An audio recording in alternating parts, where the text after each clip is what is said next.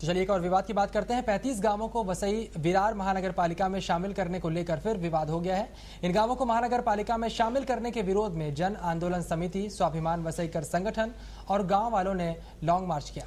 तो 25 मार्च 2010 को विधानसभा में वसई विरार महानगर पालिका से 35 गांवों को निकालने की अधिसूचना जारी कर दी गई थी, लेकिन इस निर्णय पर अभी तक कोई भी ठोस कदम नहीं उठाया गया है।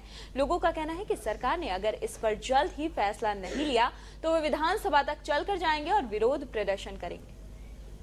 सरकार ने 35 गांवों के बारे में जो अधिसूचना निकालने के बाद भी उन्हें महानगर पालिका से नहीं निकाला गया है, ऐसा आरोप है विवेक पंडित जो शिवसेना के यहाँ के विधायक है और यहाँ के जनप्रतिनिधि है, और उनसे बात करते जानने की कोशिश करते आज जो मोर्चा निकालने वाले हैं उसके बारे में। सर, किस तरह का मोर्चा है और क्या वजह आपने आज मोर्चा निकालने की? वसई की जनता की जो मांग रही है गए 2 साल से कि यहाँ पे जो महापालिका लादी गई है, सौंपी गई है जबरदस्ती से, ग्राम सभा के जो प्रस्ताव थे उसको दूर रखते हुए, ग्राम सभा का अवमान करते हुए विधानसभा में ये साबित किया लोगों ने कि सार्वमत ये गांव के बाजू में है, महापालिका के विरोध में है।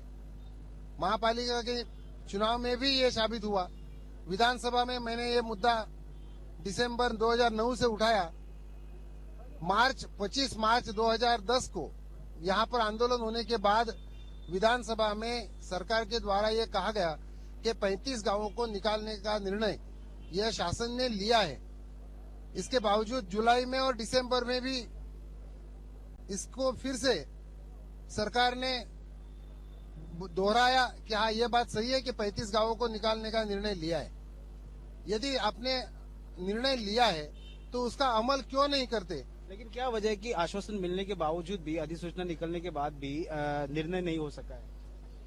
इसका कारण तो बहुत ही स्पष्ट है कि महापालिका में गांव जिनको चाहिए वो यहाँ के भूमाफिया है, यहाँ के जो भ्रष्ट नेता है वो है। यहाँ पे आज तक अंडरवर्ल्ड का एक साम्राज्य था, वो इसके पीछे है, और लोगों ने इसके बावजूद दहशतवाद को ठुकराते हुए अपने लोकतंत्र पे विश्वास जताया।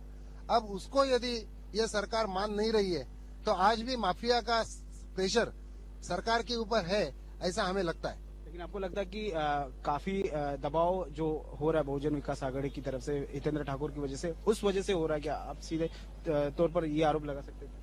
मैंने जो अभी बात बताई वो साफ साफ वही है, क्योंकि यहाँ जिनको ये गांव चाहिए, जो जमीनें शहर की विकसित हो चुकी है, अब गांव के जमीनों के ऊपर उनकी नजर है, तो उनको जो विकास चाहिए उस विकास का उनका जो उनकी व्याख्या है, अपनी परिभाषा है, वो इमारती की है, मंजिलों की है। हमारी विकास की परिभाषा लोगों के विकास की है, यहाँ के पर्यावरण के बचाव की है, और इसीलिए यहाँ के जो भूमाफिया है उनका इसके पीछे बहुत बड़ा प्रेशर है, और जनता उस प्रेशर को नहीं सहेगी। यदि सरकार नहीं मानेगी तो जनता हर तरह से संघर्ष के लिए तैयार है। बिल्कुल, बहुत बहुत शुक्रिया हमसे बात करने के लिए। ये विवेक पंडित थे जो कह रहे थे, सीधा आरोप लगा रहे थे कि भू माफिया के दबाव की वजह से सरकार उन 35 गांवों को अधिसूचना होने के बावजूद भी बाहर नहीं निकाल रही है, और अगर जनता रास्ते पर आ गई तो सरकार को ये जो है फैसला लेना ही पड़ेगा।